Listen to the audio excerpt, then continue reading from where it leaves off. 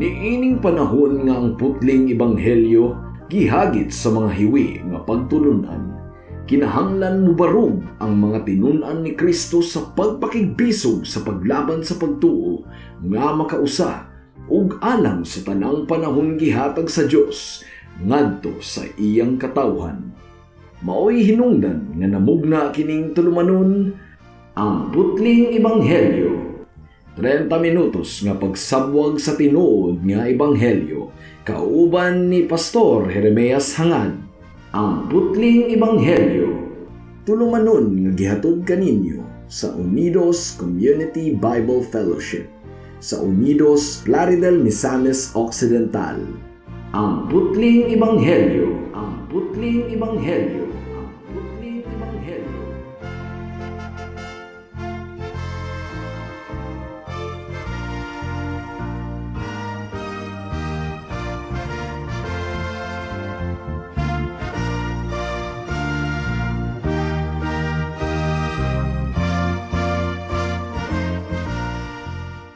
Mayong hapon, Unidos, Plaridel, Calamba, Baliangaw, sa Pangdalaga, Rizal, Lupisayna, ug kutob sa tanang gidala sa Ginoo sa pagpaminaw niining atong programa nga giuluhan og ang putling ebanghelyo. Sa makausapa kini ang inyong igsuon og higala sa kahanginan, si Pastor Jeremias Lauri Hangad sa Unidos Community Bible Fellowship. Dinuyugan sa iglesia nga nag-sponsor niining atong programa, ang Salitran Covenant Bible Church sa Barangay Salitran, Dakbayan sa Dasmariñas, Probinsya sa Cavite. Akong gipaabot ang akong pagpanimbaya sa akong lolo nga si Isabelo Lauri Sr. sa New Loc, Plaridel, sa akong mga maestro ug maestra ug mga kabatch 1997 sa Liberation Institute ug sa mga classmates usab nako sa Aquino Elementary School sa Unidos. Nagpasalamat usab ako sa mga kaparintihan, mga higala nga miduyog kanamo sa takna sa among pagbangutan sa kamatayon sa akong iyaan nga si Elsa Hangad Sumile nga gilubong na niadtong Miyerkules. Salamat kaayo sa inyong pagduyog kanamo. Ang atong teksto ning takna sa kahaponon makita sa Amos kapitulo 3 bersikulo 6. Ang giingon diri: mahitabo bang dili mahadlok ang katawhan kung patingugon ang trompeta diha sa usa ka syudad? May makalilisang bang katalagman nga mahitabo sa usa ka syudad kung dili ang Ginoo maoy muhimo niini? May the Lord bless the reading and hearing of His word. Kining Amos kapitulo 3 bersikulo 6, mga kahigalaan, usa ka rhetorical question. Usbon ko, rhetorical question. Nga ang buot ipasabot sa rhetorical question, usa kini ka pangutana nga usara ang tubag ug klaro kaayo ang maong tubag, either yes or no. Ug sa atong teksto karon, tataw kaayo ang tubag. Ang pangutana mao kini: mahitabo bang dili mahadlok ang katawhan kung patingugon ang trompeta diha sa usa ka syudad? Ang tubag, dili gayod. Sa unang panahon, kung mutingog na ang trompeta, mga hadlok ug mga lisang gayod kaayo ang mga tawo. Tungod kay ilhanan kadto nga adunay gubat, tungod kay adunay kaaway nga misulong sa ilang syudad. So, mutingog ba ang trompeta nga dili mahadlok ang mga katawhan? No. Ang ikaduhang pangutana sa atong teksto, may makalilisang bang katalagman nga mahitabo sa usa ka syudad kun dili ang Ginoo maoy muhimo niini? Ang tubag usab, wala. Tanang katalagman nga mulabay sa usa ka syudad gikan gayod sa Ginoo. Usbon ko mga higala, controversial kini, pero mao kini ang giingon sa Biblia. Tanang katalagman nga mulabay sa usa ka syudad gikan gayod sa Ginoo. Paminawar ko ninyo og otro. May makalilisang bang katalagman nga mahitabo sa usa ka syudad kun dili ang Ginoo maoy muhimo niini? Subot pasabot, tanang katalagman nga mulabay sa usa ka dapit gikan gayod sa atong Ginoo. Mahitabo bang dili mahadlok ang katawhan kung patingugon ang trompeta diha sa usa ka lungsod? Niining panahuna, mga kahigalaan, sa tuig 2020, gipatingog sa Ginoo ang iyang trompeta, dili lang sa China, kundili sa tibuok kalibutan. Ug ang tanang mga tawo sa tibuok kalibutan nangahadlok. Nagpanic buying ang mga taga Manila tungod kay lockdown ang tanang biyahe. Huyupon ba sa Ginoo ang trumpeta ug dili mahadlok ang mga katawhan? Mahadlok gayod ang mga katawhan. Gipatingog sa Ginoo ang iyang trumpeta, sugod didto sa Wuhan, China. Mikuyanap ang coronavirus sa tibuok kalibutan. Apil na diri sa Pilipinas. Gani sa pagsibya nato karon, 17 na ang namatay sa coronavirus ug 200 na kapin ang naka-record nga infected sa coronavirus. Pero sa pagtuon namo sa siyensya ug sa medisina mga kahigalaan, ang gidaghanon sa infected people, it is always number of death times 100. So kung adunay 17 na nga namatay times 100, ang tinuod nga na-infected na sa virus, 1,700 people na. Ug nagkaanam pagayod og kadaghan ang nangatakdan ug nangamatay sa coronavirus sa Italy, sa Amerika. And it has become a pandemic. That is, it has become a global concern. And many people are panicking. Ug ang daghang mga simbahan sa Manila napugos og cancel sa ilang mga panagtigom. Ang mga eskwelahan usab napugos og suspende sa ilang mga klase. Apan taliwala niini nga katalagman mga kahigalaan. Nagpabilin gihapon ang makahupay nga mga pulong sa atong Ginoo. Ang giingon sa Salmo 46 bersikulo 1, ang Dios mao ang atong dalangpanan ug kusog, andam siya kanunay sa pagtabang panahon sa kalisdanan.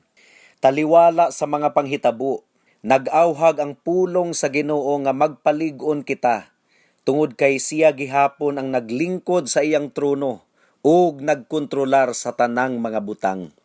Usa pa sa makahupay nga mga pulong mao ang mabasa nato sa Filipos kapitulo 4 bersikulo 6 hangtod sa 7 nga nagaingon, ayaw kamo kabalaka sa bisan unsa, kundili pangayua sa Dios ang inyong gikinahanglan uban ang pagpasalamat sa tanan ninyong pagampo, ug ang kalinaw sa Dios nga dili matugkad sa tawo manalipod sa inyong kasing-kasing ug hunahuna diha sa inyong pagkahiusa kang Kristo Jesus. Mao nga ning takna sa kahaponon mga kahigalaan, mamalandong kita niining kamulong nga pandemic nga coronavirus. Ug hinaot nga malamdagan kita niini pinaagi sa pulong sa Dios. Dili na kini dapat natong ikakurat tungod kay ang pulong sa Ginoo nagpasidaan na kanato mahitungod niini. Adunay duha ka bahin ang atong pamalandong ning takna sa kahaponon. Una, who o kinsa. Ikaduha, why o ngano man. Mudangat na kita sa unang punto. Who o kinsa.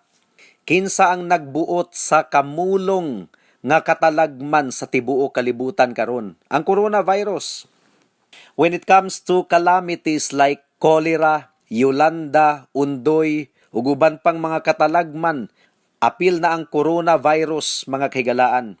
Kang kinsa nagikan kining tanang mga katalagman nga miabot sa matag dapit.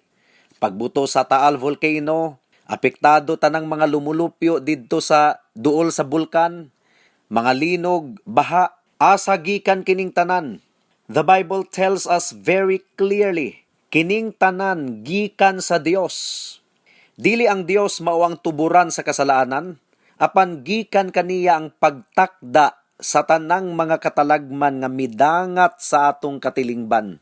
Ang giingon sa Amos kapitulo 3 bersikulo 6, moabot ba ang kadaot sa usa ka syudad, gawas kung gibuhat kini sa Dios? Ang tubag, dili gayod.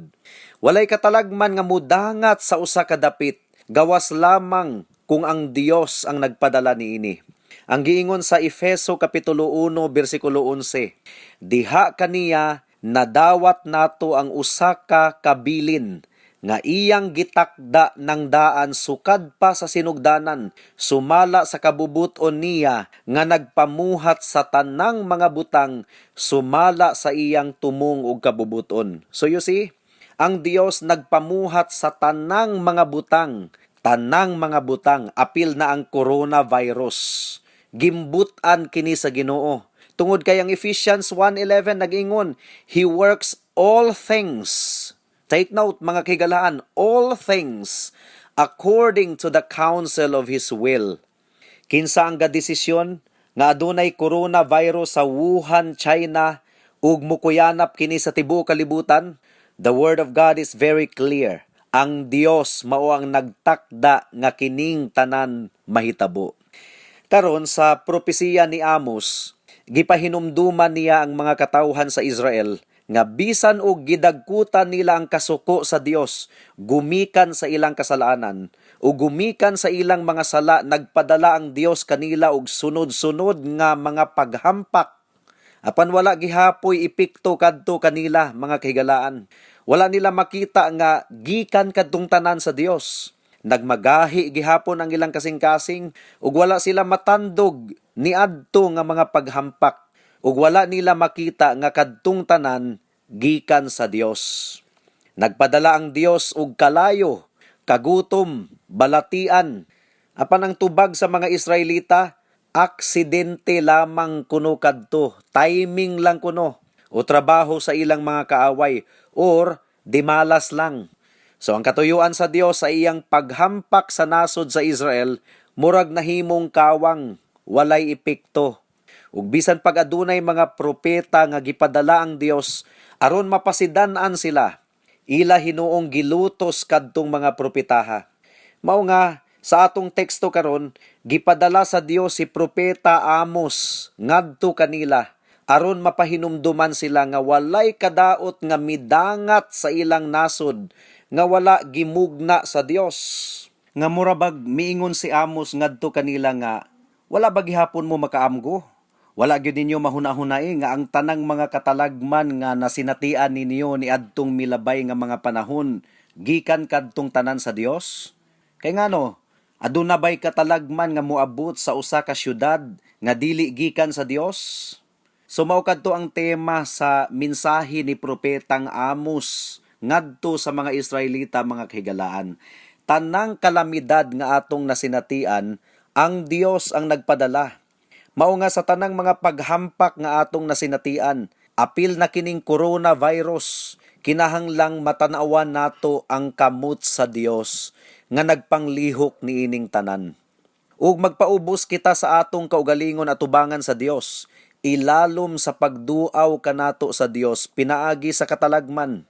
This is God's visitation to Wuhan, China. Usa ka nasod nga manlulutos sa mga Christians, sulod na sa ginatos nga mga katuigan hangtod karon. Daghan na kaayong mga Christian missionaries nga gipangpatay didto sa China. Mga Christians, pastors ug missionaries ginalutos didto. Underground ang ilang mga simbahan didto sa China. Ang tinuod nga mga simbahan. Kinahanglang magpaubos kita sa atong kaugalingon. Ngano kahano nga wala man nagpabilin ang coronavirus sa China? Nganong mikuyanap man kini sa tibuok kalibutan? Apektado ang tanang ekonomiya tungod niining coronavirus. Asa kini nagikan? Tataw kaayo ang Biblia. Kining tanan gikan sa Dios ug samtang atong giila nga adunay human agency or human guilt nga instrumento sa pagdangat sa daghang mga kalamidad nga atong nasinatian, kinahanglan usab natong ilhon at the same time ang kamot sa Dios nga nagmugna niining tanan.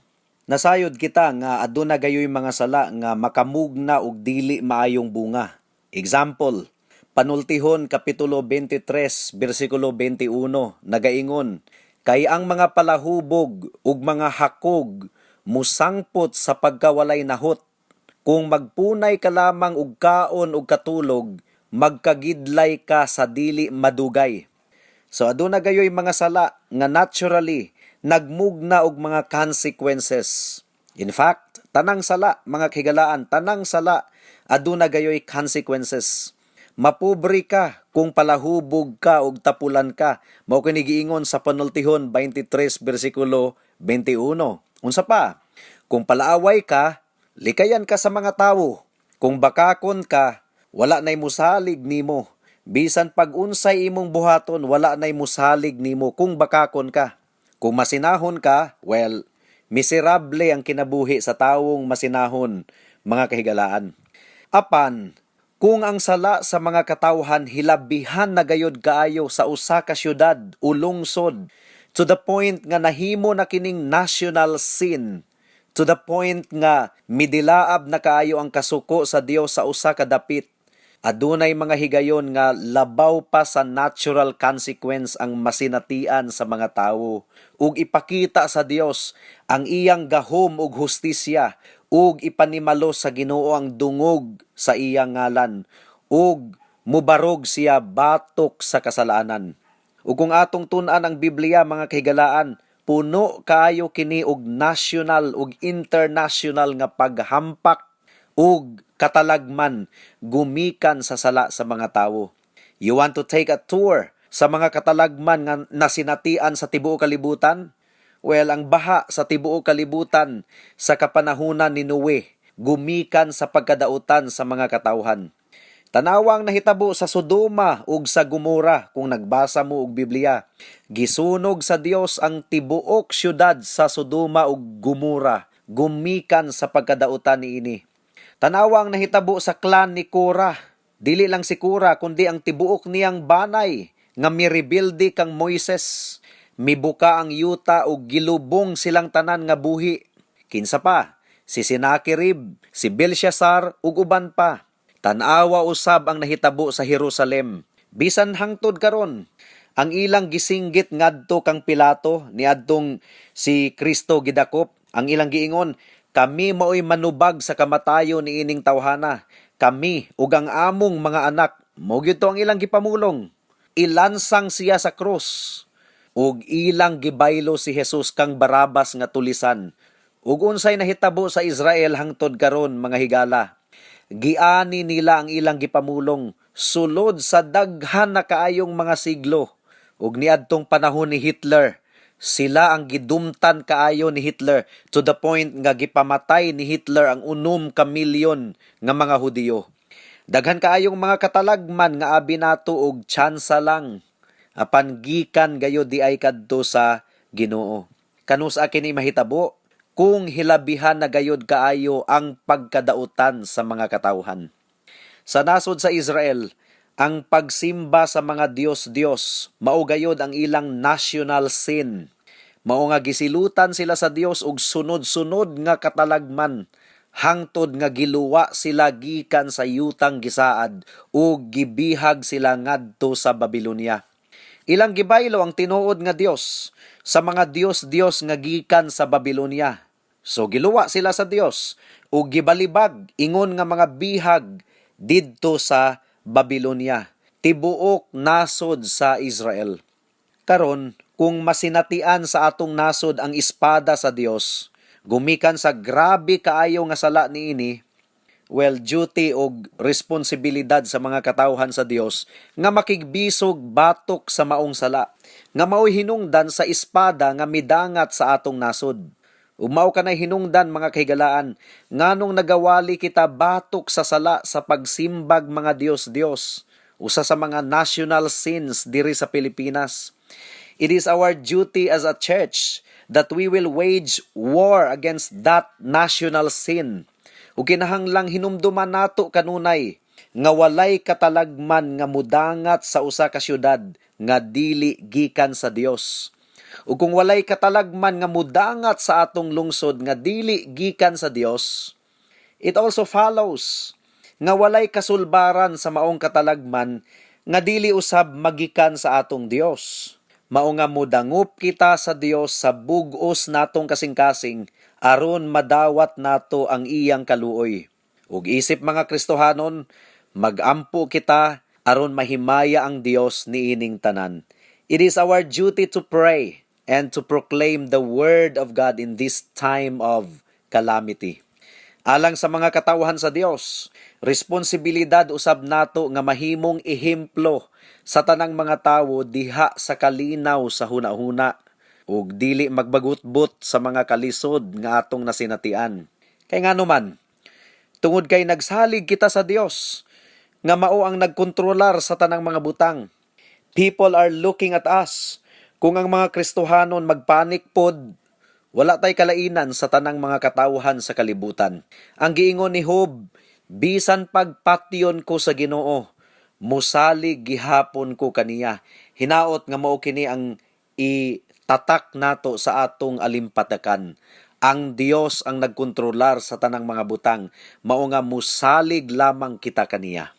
Mudangat na kita sa ikaduhang punto. Nganong gibuhat man kini sa Dios? Nganong gitugot man niya nga mudangat ang coronavirus? Well, mao kini ang atong pamalandong karong sunod semana actually, mga kahigalaan. Atong i-explore ang tanang giingon sa Biblia. Most likely, sumala sa gikaingon ko na ganina, gumikan kini sa sala sa mga katawhan. Apan nasayod kita nga si Job, nakasinati sa tumang pag-antos, dili gumikan sa iyang kasalanan, kundili tungod kay gisulayan lamang sa Ginoo ang iyang pagtuo. Adunay contest between God and Satan sa kinabuhi ni Job. Ug bisan pa sa mga pag-antos niya, wala niya tungluha ug wala niya talikdi ang Ginoo. So pending ang ikaduhang punto, mga kahigalaan, mao kini ang atong pamalandungan karong sunod semana. Pero bisan unsa man ang rason sa Dios sa iyang gibuhat karon, dili nato pwedeng pasumanginlan ang Ginoo nga nagtripping-tripping lang, nga gikalipay niya kining tanan, nga iya kining gibuhat nga wala lang. Dili ingon ni ana ang atong Ginoo, mga higala. Yes, kinahanglang musilot siya sa sala. Apan sa iyang pagsilot sa sala, wala niya kini gikalipay. Matod pa sa Biblia, God doesn't have any pleasure in the death of the wicked. Out of necessity, kinahanglang silutan sa Dios ang mga makasasala, gumikan kay Dios man siya sa hustisya. Apan sa iyang pagsilot sa mga makasasala, wala gayod niya kini ikalipay. Sa laing bahin, nag-awhag siya sa mga katawhan nga muduol kaniya aron makabaton og kinabuhing dayon. So despite the heavy situation that we are facing, we are most assured that it comes from the most loving, merciful, compassionate, and sovereign God. Daghang posibleng rason. Posible nga nakigistorya ang Dios kanato pinaagi niini nga virus. Walay gibuhat ang Dios nga aksidente lamang. Ang tanan niyang gibuhat adunay tumong ug katuyuan. It could be nga sinugdanan na kini sa mga ilhanan sa haduol na nga pagbalik sa Ginoo. It could be. Pwede usab nga gi-remind lang kita sa Ginoo nga mangandam sa atong pag-atubang kaniya. Prepare to meet thy God. Atong iampo, mga kahigalaan, nga taliwala sa tunglo ug kasuko sa Ginoo, hinumduman niya ang iyang kaluoy. Mao kana ang giingon sa Habakuk kapitulo 3 bersikulo 2. Ato usab nga iampo ang mga doctors ug mga nurses ug mga pulis nga mga frontliners sa pagsugpo niini nga virus. Ato usab nga i-grab ang higayon nga mas makaampo kita og duro alang sa atong mga kababayan. Labaw sa tanan, atong imantala ang atong Ginoong Hesukristo taliwala niining kalibutan nga puno sa mga kagubot ug mga katalagman ug mga kalisdanan. Dili kinahanglang magpanik ang tanang mga anak sa Dios, tungod kay nagsaad siya kanato nga ang tanang mga butang musangpot alang sa ikaayo sa tanang mga katawhan sa Dios. Roma kapitulo 8 bersikulo 28. Bisag unsay mahitabo, mga higala, walay makapahimulag kanato gikan sa gugma sa Dios kung ikaw anaa kang Hesukristo. Sa katapusan, atong hinumduman nga wala gi-exempted sa Ginoo ang iyang anak nga si Hesukristo gikan sa mga pag-antos. Nag-antos ba kita? Nakasinati ba kita og kalisdanan? Dili exempted ang atong Ginoong Hesukristo. Ang giingon sa Roma kapitulo 8 bersikulo 32, wala magdumili ang Dios sa pagtugyan sa iyang anak ngadto sa kamatayon alang kanatong tanan. Gimbutan sa Dios nga makasinati ang iyang anak sa tumang pag-antos. Ang giingon sa Isaias kapitulo 53 bersikulo 6, Kitang tanan sama sa mga karnero nga nasalaag ug wala musubay sa hustong dalan. Apan siya'y gidakdakan sa Ginoo sa tanan tang kasalanan. Nahigugma ang Dios sa mga makasasala nga susama kanato. Mao nga mianhi siya aron mag-antos alang kanato ug aron pagaluwason kita gikan sa pinakadakong katalagman sa tanan. Unsa man kining pinakadakong katalagman sa tanan, mas hadlok pa kaysa coronavirus, mas hadlok pa kaysa AIDS. Unsa man kini? Ang mag-antos didto sa impyerno ug wala na gayoy paglaom pa nga mapasiguli sa atong Dios. Higala mahitabo kini kanimo kung magpabungol-bungol ikaw sa tawag sa Ginoo kanimo, nga maghinulsol sa imong mga sala ug mutuo ug musalig lamang kang Kristo alang sa imong kaluwasan. Gidawat ug giantos ni Jesus ang kinatibuk ang tunglo ug kapungot sa Dios tungod ug alang sa mga makasasala. Atong itutok ang atong pananaw kaniya diha sa tinuod nga pagtuo ug pagsalig. Ang atong teksto karon anaa sa Amos kapitulo 3 bersikulo 6. Apan muatras ta og jutay sa bersikulo 3 sa atong aplikasyon karon. Ang giingon diri, magkuyog ba ang duha ka tawo gawas kung sila magkasinabot? Unsa man ang obvious nga tubag higala? Dili gayod. Imposibleng magkuyog ang duha ka tawo kung dili sila magkasinabot. Mga higala, kinahanglang muuyon ka kang Kristo. Adisir ka makalakaw kauban kang Kristo. Kinahanglang muuyon ikaw kaniya ug musunod sa iyang kabubuton. Kinahanglang tagbuon mo siya sa dapit nga ginganlan og Kalbaryo, diin nagbarog ang old rugged cross. Kinahanglang makigtagbo kaniya didto ug dawato nimo ang iyang gibuhat nga pagsakripisyo ug pagpaula sa iyang dugo, ang iyang kamatayon ug pagkabanhaw aron ikaw mapasiguli ngadto sa Dios. Higala, kung hangtod karon wala ka pa makabaton sa grasya sa kaluwasan, basin og usa ka sa mga nakuyawan ug nahadlok niining simanaha tungod sa coronavirus, basin og nakapasubo kini kanimo, mas grabe pa niini ang pag-antos nga naghulat sa tanang nagdumili kang Kristo. Si Kristo lamang ang bugtong mong paglaom, paghinulsol sa imong mga sala ug salig lamang sa dugo ni Hesukristo. Balik sa Dios. Siya nagahampak aron iya kitang ayuhon ug tuliron. Siya nagasamad aron iya kitang hupayon. Kung nasamad ang imong kasing-kasing higala, tungod kay nakita na gayud nimo karon nga nahailalom ka sa tunglo sa Dios gumikan sa imong kasalanan. Iya usab ikaw nga pagaayuhon kung itutok nimo ang imong pagtuo ug pagsalig kang Hesus lamang sa iyang hamili nga dugo alang sa imong kaluwasan. Buhata kini karon na jud, kay basin og karong taod-taod ulahi na ang tanan. Amen. Hangtod din hilang kita taman sa atong pagtuon karong taknaa tungod kay wala na kitay oras pa.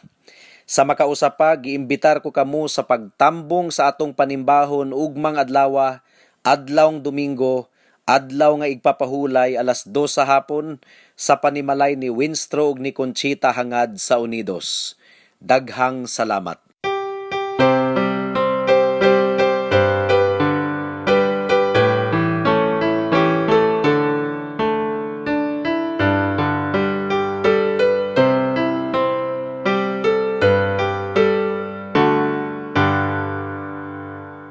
Kaluoy sa Ginoo sa pagulan nagsiga ug kanato ginatugyan ang pagbantay sa suga. Ang suga mo pasiga ngadto sa mga balod kay adunay nangalunod kinahanglan luwason. Ang kangit-ngit mi kuyanak naghuros na ang unos, ang mata sa nangalunod nagpangita sa suga. Ang suga sa mga balud, kaya dunay nangalunod, kinahanglan luwason. Ang suga mo pasiga sa mapintas nga balud, ang mga nangaanod magpangitag buwan. Ang suga mo pasiga ngadto sa mga balud, kaya dunay nangalunod, kinahanglan luwason. Alang sa dugang nga mga pangutana, mahimong mo text kang Pastor Jeremias hangad sa 0935 744 3030.